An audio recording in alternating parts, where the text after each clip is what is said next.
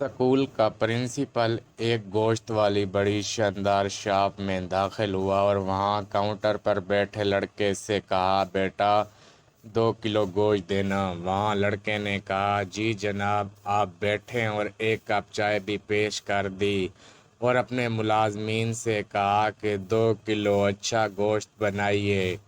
गोश्त बैग में डालने के बाद मुलाजमीन ने खुद जाकर उसकी छोटी सी गाड़ी में रख दिया।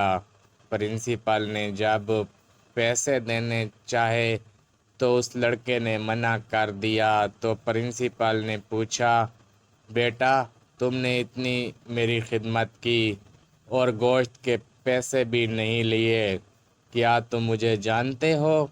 तो उस लड़के ने कहा, आप मेरे उस्ताद हैं। याद है आपको जब मैंने क्लास में गलती की थी तो आपने कहा था कि तब तक क्लास में तुम दाखिल नहीं हो सकते जब तक तुम अपने सरपरस्त को साथ ना लेकर आ जाओ। तो मैं स्कूल से भाग गया और एक छोटी सी कसाई के यहाँ काम शुरू कर दिया था। अब अल्हम्दुलिल्लाह मेरे पास अपनी 4 बड़ी बड़ी गोश्त की दुकानें हैं, एक बड़ा फार्म है और एक शानदार घर भी मैंने ले लिया है। तब प्रिंसिपल ने एक शर्त आ भरी और कहा, जी बेटा मुझे याद आ गया, काश मैं भी तुम्हारे साथ उस दिन भाग जाता।